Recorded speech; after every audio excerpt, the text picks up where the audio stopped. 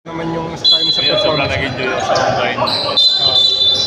Yung mga nakasama ko, then si Kurt, nandito yung mga team na nakasama ko sa MTBL. Holding foul on number 4, Ralph Robin. That's his first foul, 4 on Team A1. Brandon. Shot clock at 14 Ano seconds. masasabi mo kasi maraming sabi number 1 ka raw. Anong palagay mo dun? Number 1. Tignan natin sa draft sa sila import.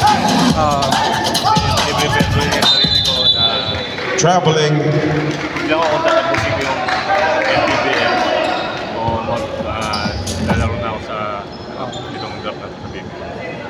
So may ganun pa pala kasi 'di ba under contract ka pa sa Pampanga until this season.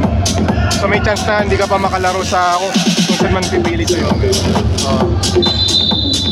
Ba't pa nag-decide na magpa-draft na ngayon na?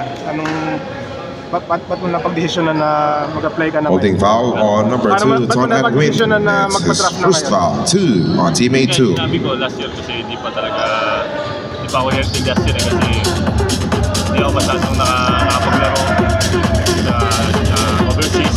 So yun, kuha ko ng kumpiyansa nga dito sa MTBL hanggang sa ito, na parang bumabalik na rin yung laro ko. Pushing foul on number 8, Felix Lemeti. That's his first foul, 3 on Team A2.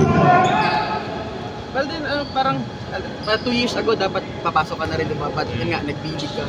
Yung experiences mo sa 2 years na yung leading up to now, paano tingin mo ito makakatulong sa'yo ngayon na mag-PBA? Yun nga, malaking tulong sa akin kasi yung mga nakakalaban ko doon sa ibang bansa, grabe rin mga ex-NBA player So parang madadala ko yun dito sa PBA.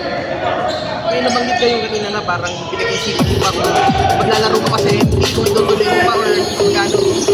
Ano na yung so far na papag-usapan nyo ng management ng Pampanga?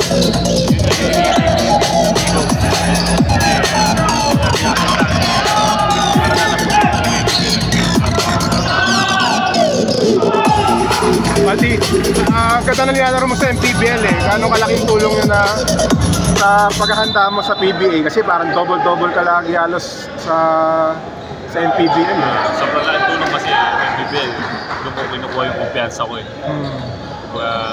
Pagdating ko ng PBA, parang hindi na ako masyadong makakabawa o mahirapan. Yung chance na makapaglaro sa Converge kasi sila siyempre number 1 ng pipili at baka ikaw yung ay number 1.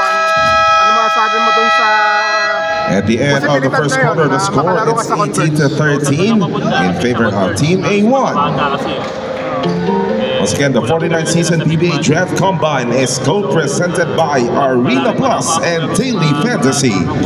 Also like to thank our event partners Don Benitos, Bammy Kitchen, Black Mamba, Taho Classico, and Mr. Donut. Looking forward na mga matchup, mga laban? Una-una siyempre yung mga idol ko Yun